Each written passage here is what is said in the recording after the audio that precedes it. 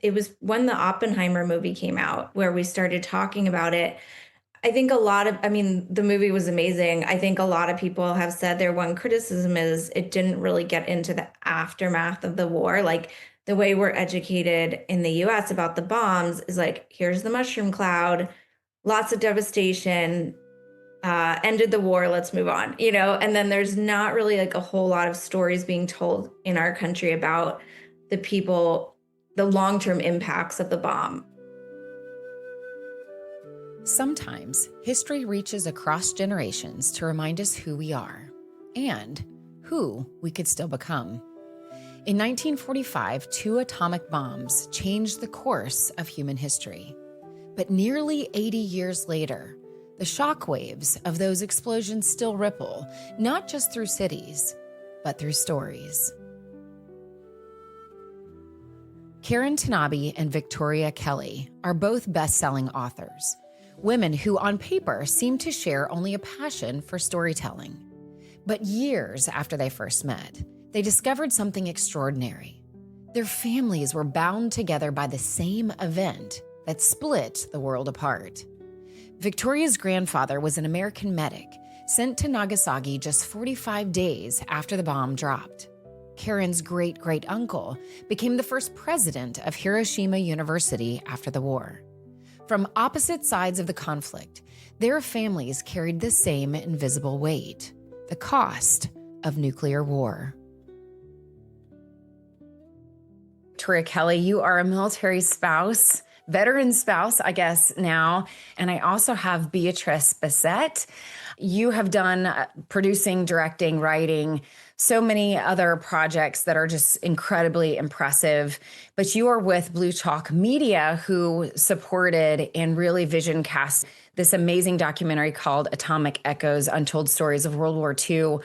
Victoria, you have an incredible story with your co-producer, Karin Tanabe, who's not able to be with us today, where you discovered, you're both authors, and you discovered that you had something in common in your story. Can you take me back to that moment where not only you realized you had this family lineage, and this isn't just 2 veterans that might have served in the same area. This was really opposite sides of the war, or at least same effort, but different heritage, different background. What was that like for you guys, realizing that this was an important story?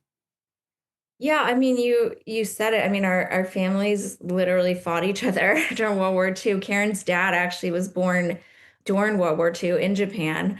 His whole village was destroyed by firebombing by the Americans. And then years later, he ended up coming to the US and staying here. Yeah, so we had these 2 perspectives. It was when the Oppenheimer movie came out where we started talking about it. The movie was amazing. I think a lot of people have said their one criticism is it didn't really get into the aftermath of the war. Like the way we're educated in the US about the bombs is like, here's the mushroom cloud, lots of devastation, ended the war, let's move on, And then there's not really like a whole lot of stories being told in our country about the people, the long-term impacts of the bomb. On the Japanese side, I think those stories are definitely coming out. No one before this had ever really told the stories of the American veterans and the trauma that they suffered. My grandfather was one of them. He died of alcoholism related to his PTSD. So and he's one of many who had that level of impact. And so I think, we wanted to tell the stories from both sides that were overlooked, about what happened after the bombs dropped. Well, and I agree. Oppenheimer did a really good job, I think, showing the conflict and creating the bomb and the emotional conflict that was happening within so many people as they were seeing how that bomb was going to be used and for what reasons, and really even challenging some of those reasons. And I thought it did a really good job of that. But you're right, it really didn't get into what your documentary is really showing, which I heard you say in a previous interview. We don't even hear about conversations of American veterans going over there and responding to the aftermath. I'm really curious how that resonated with you. I feel like as a military spouse in America, we are taught to put the mission first. We're taught to really have a sense of, I don't know if patriotism is the best word anymore, but a sense of pride, a sense of really we have to come up with our own purpose and story in order to back, whatever the mission is on the American side to support our service member and what they're asked to do. And there aren't many conversations, at least I haven't heard many conversations about after conflict, after war, and much less reconnecting with someone on the other side of that war. And so here you and Karin are meeting and realizing that your family members fought each other in World War II. And yet here you are wanting to tell the story. And maybe B, this is a great time for you to come in Yeah. where this is part of your vision casting as well. Yeah. I mean, the overall goal was to show a wider lens, a wider perspective of this period of history. We've heard some from the Japanese side, but we haven't really heard anything from the American soldiers. So that was really important so that people can really understand that period. They need to understand the whole system, everything that's at play. We also really wanted to just show the human side of it all, the human toll, to show that, nuclear warfare is a devastating thing and we don't want that to happen again. And I think it's very important that we again show both sides so you can see that there is a clear impact for people on both sides. And our hope was that that would also help speak to Americans more. I know for my education as an American, we really didn't learn much about this period of history. We just had this image of the mushroom cloud and really no context of what happened after, of what led up to it. So I think bringing those human perspectives forward is really important for learning, for having empathy and building connection and making us all feel like we're part of this shared humanity and this mission of peace moving forward. In their documentary, Atomic Echoes, Karin and Victoria bring together two groups history rarely shows side by side: the survivors of Hiroshima and Nagasaki and the American atomic veterans who entered those cities afterward.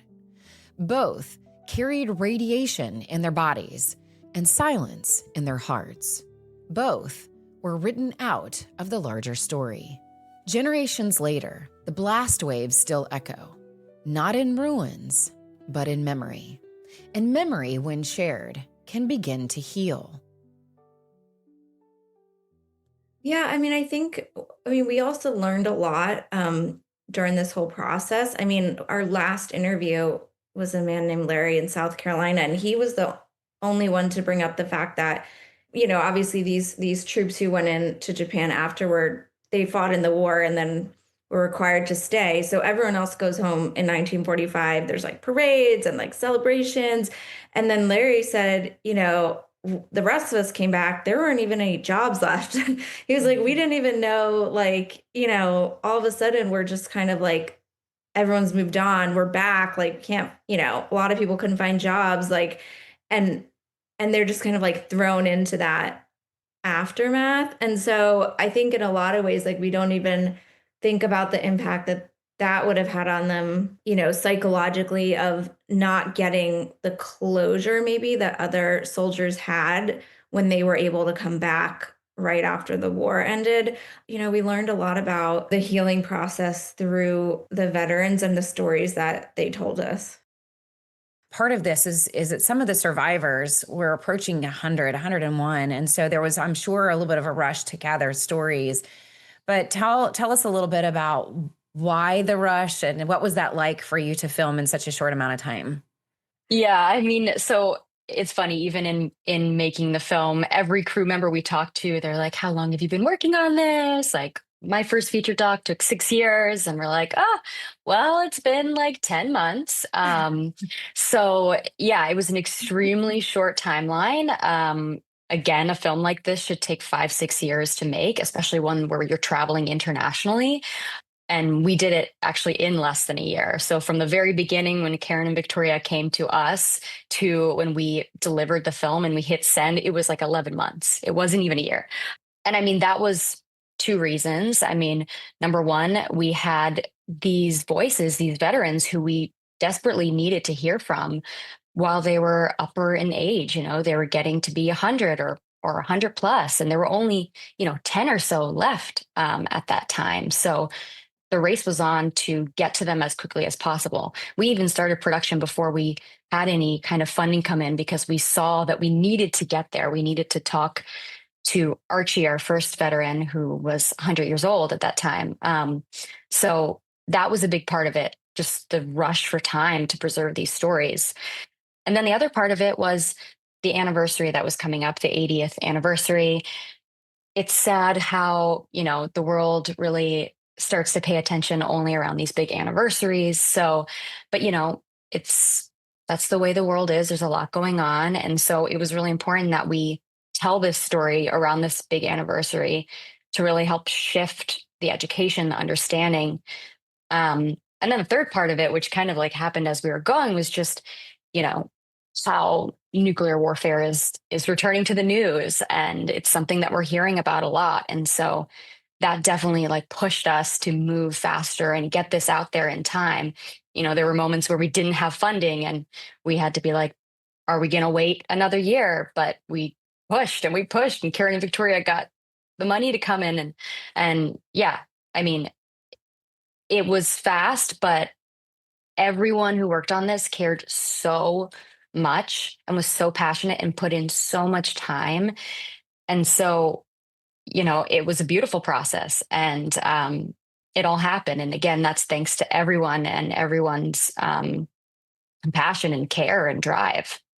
Well, Yeah. and I'm sure it made a huge difference to have all these partnerships where all of you are talented storytellers and appreciate the power of storytelling. I imagine that that was an incredible team to come together.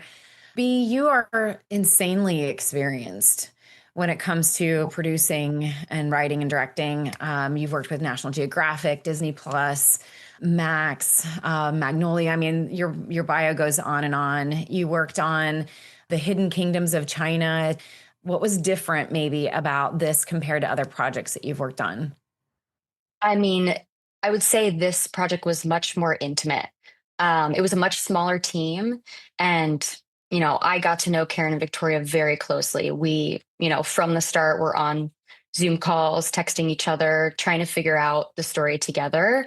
Um, and I think there was also sort of like a personal drive within myself. I think part of my like goal as a filmmaker is to take complex systems and periods of history and really try to tell the human stories behind them to make them more digestible and relatable. And so for me, I remember when I met Victoria and Karin, and I was super impressed by them, and felt like such an imposter around them.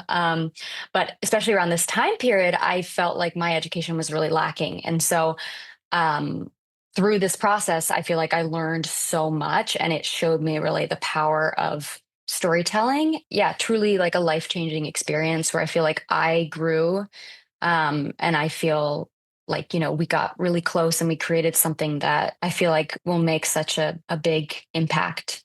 In the military, we talk so much about the military civilian divide and struggling sometimes to share the stories and struggling to get the word out in a way that American citizens can not only hear the stories, but own part of the story. And then, in a lot of ways, which I think was a huge part of your documentary, of how do we take responsibility for the decisions that we make as a nation and the impact that that has on warfighters and their families. And so, what was it like for you to partner with Blue Chalk? Because I imagine that there was a little bit of that closing of that civilian military divide to be able to share a story and to see B and Blue Chalk Media come alongside and want to champion telling this story and getting it out to the world. So, what was that like for you to partner with them?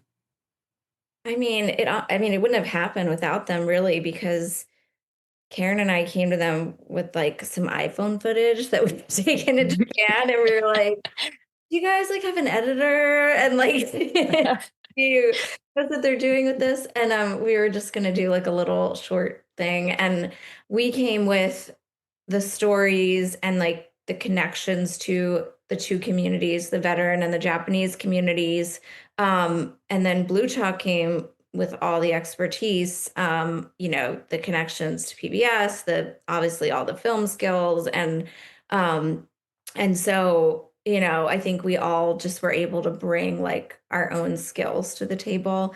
Yeah, it was a great partnership. We were all sad when it was over because we had Yeah. literally in 1 year, like traveled all over the world together. So it's like a crash course in film for me. And, and it was just like a once in a lifetime experience. I mean, hopefully more than that. Hopefully we'll be able to recreate it again in the future somehow. But I imagine traveling internationally, you went to Japan, you captured stories of survivors who had been through the devastation in both of those towns, and the experience of hearing about the culture and how it has attempted to heal since then, as well as going and visiting some of these veterans that are alive in America today. And so how did that impact you to not only hear these stories, but hear these opposite sides of the story? it was on both sides. Everybody had similar sentiments. I mean, that was one of the questions we asked all our veterans was, what was it like to go into these cities when a few weeks ago you were complete enemies, and then all of a sudden you're like put together in peacetime, and all of the veterans talked about seeing the humanity and the other side. I mean, like sharing meals with Japanese families. And then on the Japanese side, it was similar like stories of forgiveness. And one of our interviewees was a doctor who had not only survived the bomb as a child, but then became Japan's premier doctor for treating the survivors, which he still does today. And he talked about the American soldiers giving plasma treatments to the Japanese and like the partnerships that happened in that, the aftermath. So, I mean, I think it was a really eye-opening experience to see how each side kind of overcame those feelings for each other.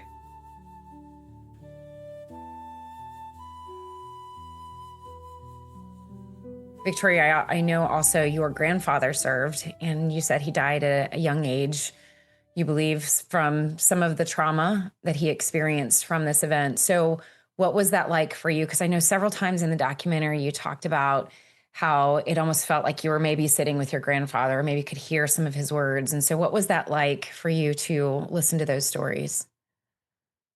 Yeah, I mean, I only have, some photos of him. He died, my mom was 13, and she had two siblings, and nobody really ever talked about him because, especially like toward the end, like he was just drinking so much. And so it was a really bad memory, like for my mom. And my grandmother, like I remember being a kid and be like, where's your wedding? Can I see your wedding album? And she like found it in the attic. She's like, here, you can have it. And I was like, you don't want it? And she was like, no.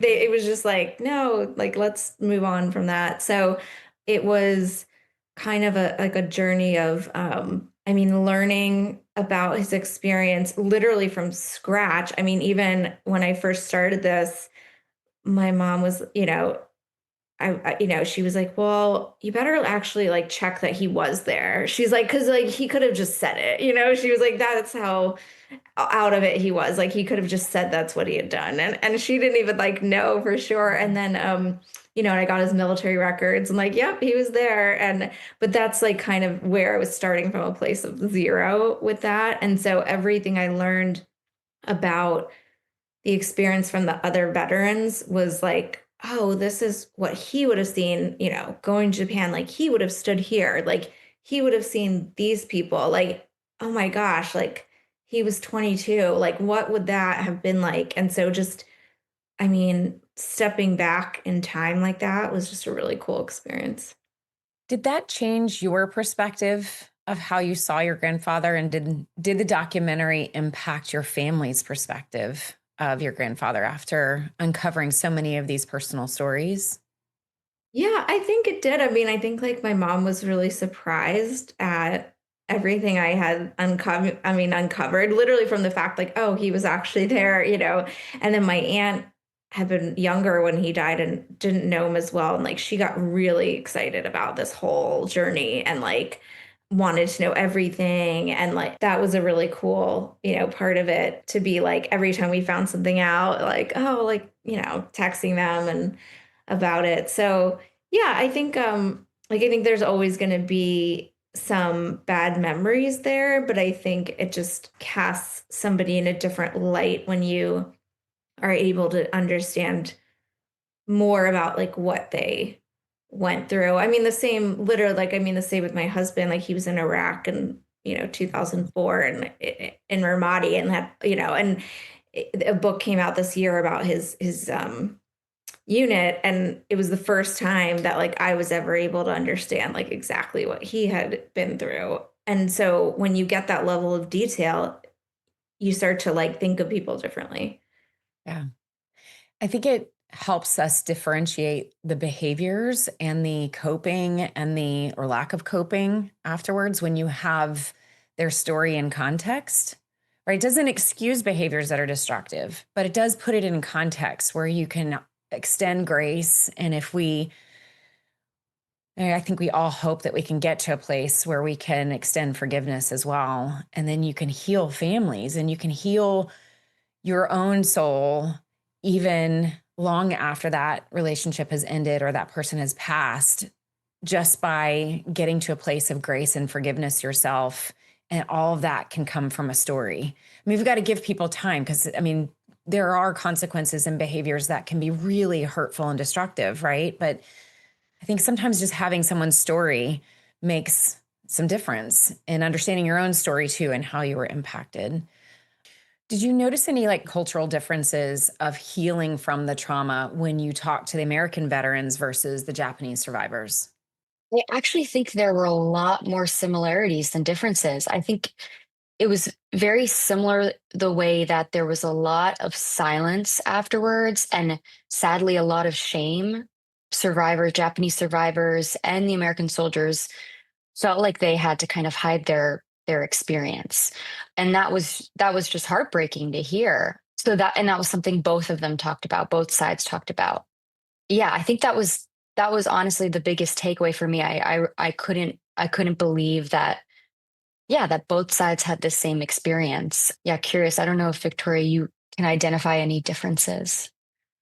Well, that's interesting. I guess I hadn't really thought about that the way you put it. I mean, but it's really true because at least 40 years, like, the Japanese survivors were considered outcasts. You know, a lot like hard, a lot of people outside the cities, like, they didn't want to marry them. They thought, their bodies were poisoned, and so instead of being like embraced by the country, they were really like kind of cast out. And then, I mean, I wouldn't say the American veterans were, but their experiences were classified until 1996, pretty much was when they was fully unclassified. And so like they came home and were not allowed to speak about it, and also like nobody asked. And so yes, while they're celebrated for like, here's what you did, thank you for what you did during the war, like no one really cared very much about like what they did after the war, and so that was an interesting similarity. But yeah, I definitely agree with that. I think that goes back to the power of storytelling, that sharing your story and here you're doing it with a documentary as well is part of the healing process, is giving people the permission to share and to face shame or to face whatever might be coming up that told them that they shouldn't tell their story, and giving them a voice is a huge part of that healing process. And I love that this documentary is introducing that maybe to those that had not. And I think there was at least one veteran maybe who had not shared his story until the documentary. Did I remember that right? I think all of them really hadn't.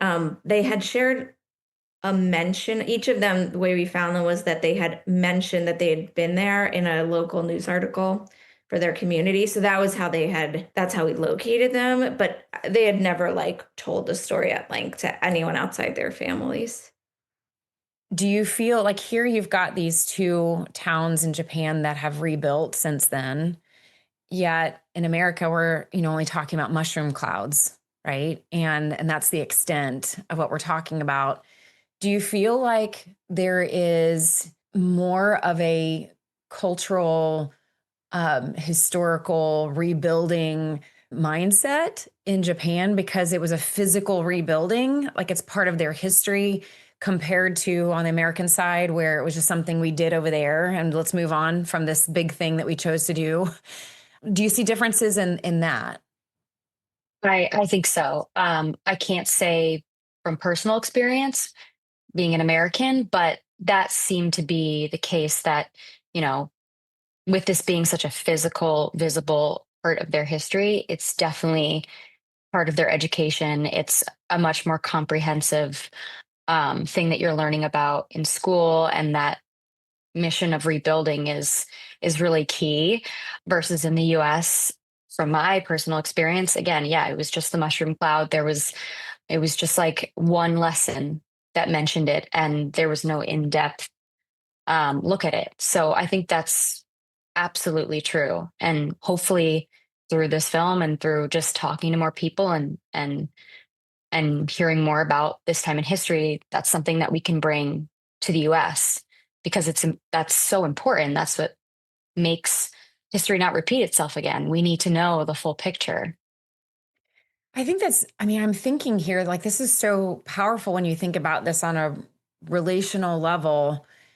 Even if you talk about just your own personal relationships, when you wound someone else, even if you think that you did the right thing, but you create some kind of destruction in someone else's life and you leave a scar, there is the expectation to come back and in order to heal and reconcile, there's an expectation that we've got to talk about it. There's an expectation that we've taken ownership for the destruction that we caused, and that you give the wounded person an opportunity to share their side, share their story, even though it might invoke shame in the person that started that destruction in the first place. And that war is messy. All these decisions are messy. I think that that's what I find in relationships in general is that everybody would like for it to be a clean cut equation of, I felt like I did the right thing. And so therefore I don't want to experience any other feeling other than the satisfaction that I did the right thing and let me just move on. Instead of hearing the consequences that you create in someone else's life and giving their perspective an opportunity to be in the light as well. And so I'm hearing you guys describe, and after watching the documentary, seeing both sides, and you just described to be that this is part of their education. I'm really curious, do you happen to know, like, what is their perspective on what they educate around this event? How do they educate the next generation about what happened to their country? I mean, all of the students, I mean, for the most part, take trips to see the sites. I mean, as part of their school experience. Even when we were there in Nagasaki at the Peace Museum, there was a group of kids in a room talking with the survivor. And so the survivors, I mean, they won the Nobel Peace Prize last year because they've really been putting themselves out there for years trying to talk about what they experienced. And then they've assigned in Japan, I think they call them like story keepers, where they've assigned younger people to hold on to these stories so that they're not lost. They have books where every survivor wrote their experience down so that they have that. And then, even in, both Nagasaki and Hiroshima in the peace museums, every day at the time the bomb dropped, there's a bell tolls. And so it's like, it's literally just like a part of their culture. I mean, I would probably compare it to like how we think of 9/11, and the way that we educate, our students about 9/11, and we remember the date, I mean, every year. And so it's just like a part of their daily life almost is just like this idea of peace for them is like very, very much a part of the culture. Yeah, and so it's actually really beautiful how they have turned this event into something really positive, like, and hopeful for the future. And I mean, they literally, like, the survivors travel around the world constantly talking about it. And so they've really like made it their life's mission to pursue peace. Well, I would love for you to talk about Coco here in just a minute. I really enjoyed her. I know, right? Um, Favorite. Oh, um, oh, I just wanted to like lean into the screen and just sit next to her and just learn from her. What was it like especially considering you said a minute ago how silence has been an incredible part of so many of these survivors and veteran stories. What was it like to sit with them and sit in that sacred space of listening to their story? And how did that impact you sitting in the room? I know for several of them, they were very emotional sharing their stories. So what was that like? I mean, obviously, it was extremely hard hearing what they experienced. It was, you felt sick in your stomach hearing these stories. You felt emotional. I was just kind of blown away by their bravery and the fact that they're 100 years old, nearing 100 years old, and have been carrying this trauma with them for so long in silence for some. That was really incredible. Yeah, I think it definitely touched me in a human level. It made me feel even more driven to tell the story. But I think the biggest learning was just this sense of hope. Like when we're talking about Coco, I think all of us were pretty shocked at how, she was an infant when this happened.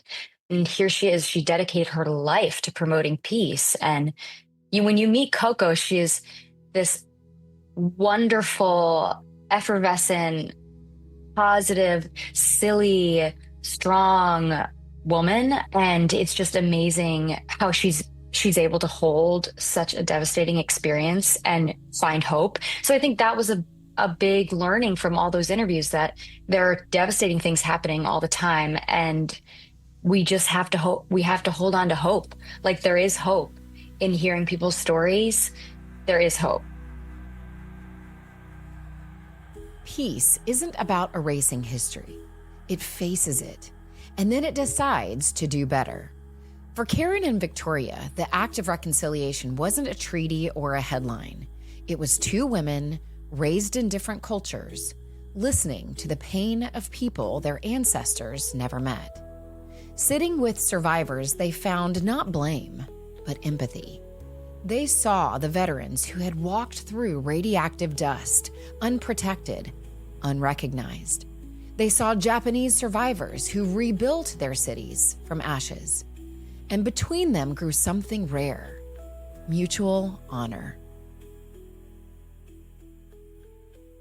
So you brought up this word hope, and I think that this is a big word that it's really easy to be discouraged in life in general, but I think it's really easy to be discouraged when we are listening to stories like this, because we can feel hopeless that there's nothing I can do about the past.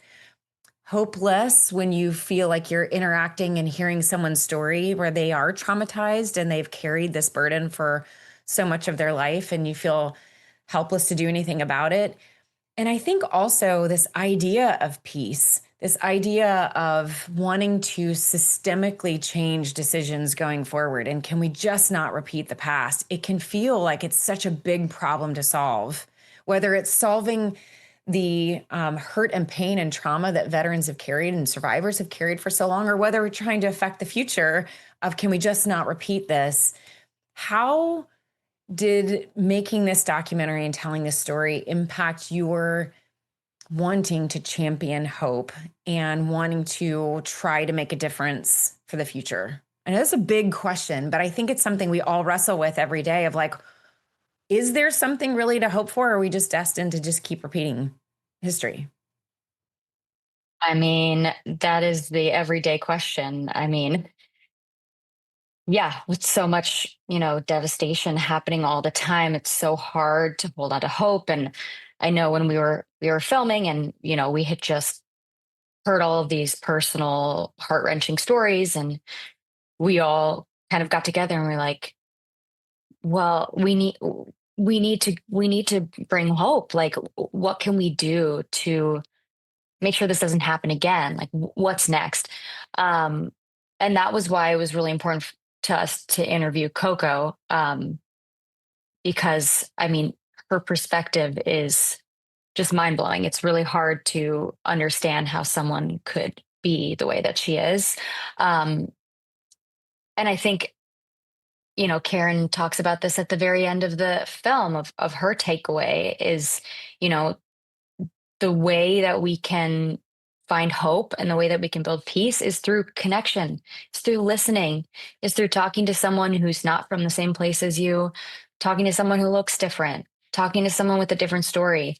Um, I mean, that's what I see as my like goal as a filmmaker, is just the importance of hearing other people's stories, because that truly is the way that you make change. You care so much more about it, something, you understand something so much more if you understand the human experience behind it. So yeah, I mean, I think it making this film really nailed that home for me, that, you know, and I feel hopeful that the film will make an impact, just because it's doing that. It's telling those human stories. So yeah, there's so much going on. It's really hard to think about actionable ways to make a difference, especially as an individual. But I think one of the key ways that everyone can do that, regardless of your level of power or privilege, is to communicate with other people and to be open and to be curious and to listen. Victoria, what was it like for you? Same question. Being the spouse of a GWAT veteran. I mean, I work with and talk with so many GWAT veterans and families who are still dealing with the moral injury of just the way the last 2 decades ended, and coming to terms with everybody's involvement in that. And so I think it can also be really difficult to make sense of our role in the world and some of these world events, and have hope for the future too. And so what was that like for you to wrestle with this idea of like hope and war and involvement in that and peace, and just all these questions that I imagine was coming to your mind? Yeah, I think there's a lot of similarities between the veteran experiences through all of the wars. That's what I'm learning, through this whole experience. This year, I became a Veterans Leadership Scholar with the George Bush Institute in Dallas, and I've been going out there every month for these conferences and just meeting people in the space who are working with veterans in different ways. And like a common theme is always trauma. I mean, I think we're all connected to that theme in some way in the program. It's just really gives me a lot of hope to see how far we've come in dealing with that issue. I mean, even to the extent of like, let's talk about psychedelics today, like the legislation that's going on around that, and just like all of these new outlooks that people would have just totally blown off even a few years ago. I mean, treatments that are working that, no one would have considered. Yeah, I think it's like we've come such a long way. Like when you think about like how we didn't talk about it, in 1945 when everyone got home, to like today where, everyone, it's still a problem, but at least we're talking about it. Their project began as a film, but it became a mission. As they listened, Karin and Victoria learned that none of the atomic veterans they interviewed had ever received the U.S. Atomic Veterans Commemorative Medal, even decades later. So they went to Congress and helped make it happen. When I feel discouraged about just the systemic issues that we're seeing and feeling like, I'm only one person, and I think there's so many people listening that probably feel like that too. Like I'm only one person and the problem seems so big. And I have to remind myself that the thing that I have control over is, like you guys were talking about, just the ability to make a difference in the circle around you, and listening to people's stories and making that connection, giving people the opportunity to have a safe place to share their story, and that's part of healing.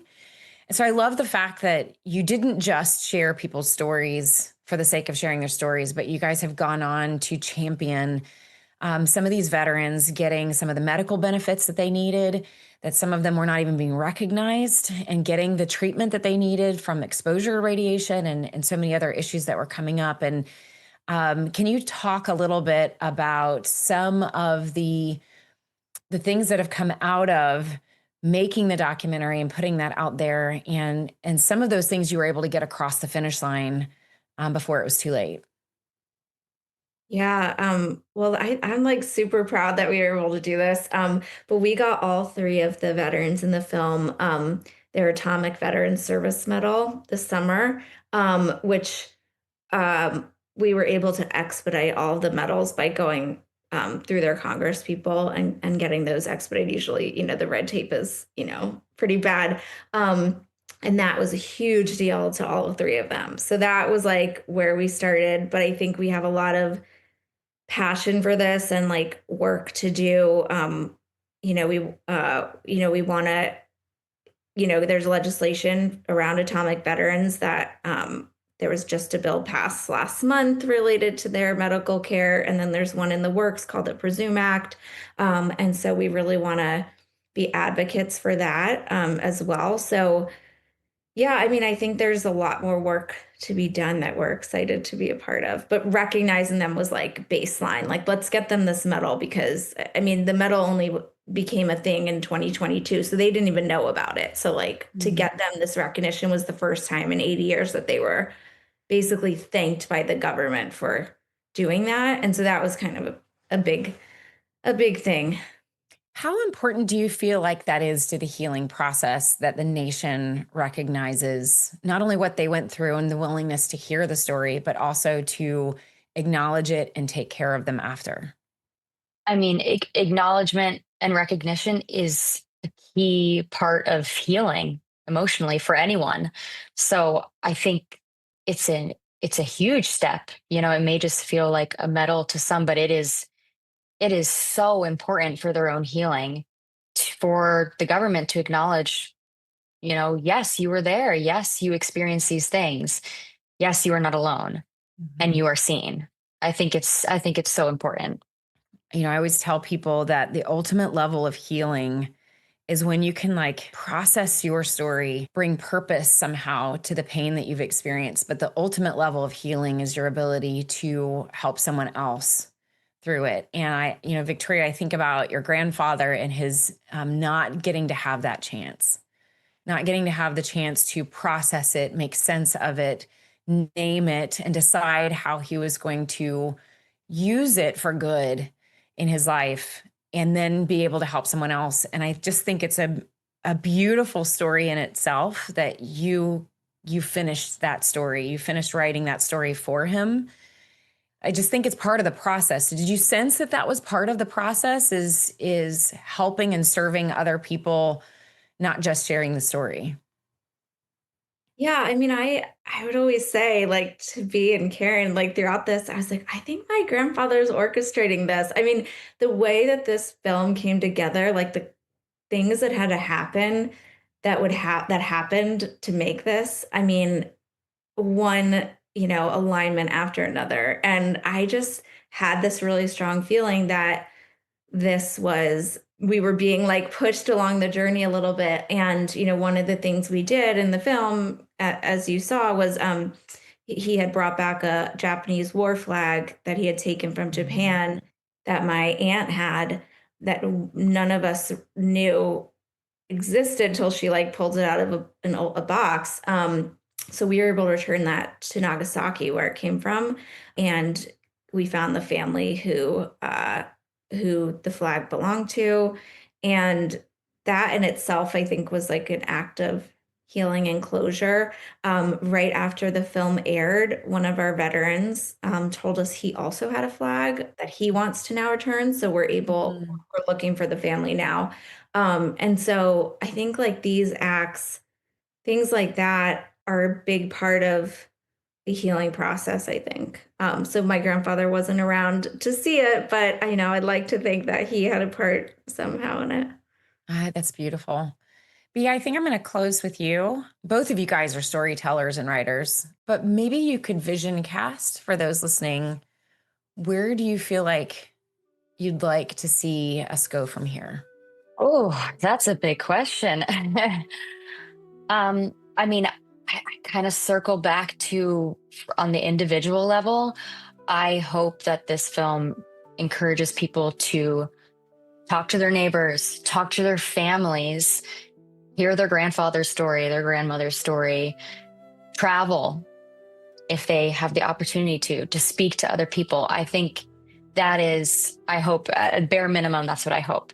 But I hope that we continue also learning about this history. I hope that we hear from everyone who wants to share their story. I don't think the work is done at all. I think we need to keep interviewing. We need to keep talking to people. We need to keep spending time with them. There's so much behind this, and I think it's so important that we preserve this history while they're still with us. Yeah, I hope that we can live in a nuclear-free world. That's the big hope. Nuclear warfare doesn't need to be a wedge issue. Nuclear warfare is a devastating thing. So I hope, big picture, that we can live in a nuclear-free world where, that's not a risk. Trying to make some big changes so that, this doesn't happen again. No, I mean, I'm just grateful, for the team that we built and the opportunity that we had to have this on PBS, and all the people that helped us along the way, from the donors to people who are going to watched it or going to watch it. So yeah, we're just grateful.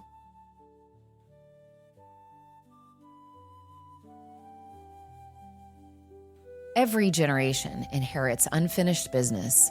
For some, it's the aftermath of war. For others, it's the quiet work of healing what our ancestors couldn't. Karin and Victoria remind us that peace begins in conversation, the kind that listens, the kind that risks empathy. In their story, two women looked at the past not to stay there, but to change the future. Conflict doesn't always end when the fighting stops.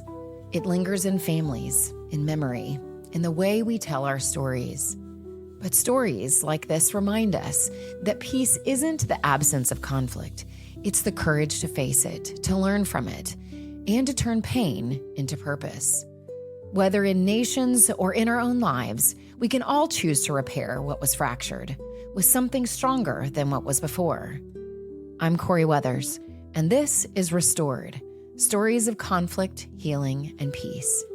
If you'd like to share your own story of reconciliation, healing, or finding peace, record a short voice memo and send it to restored@CorieWeathers.com. Your story might just inspire someone else to begin theirs.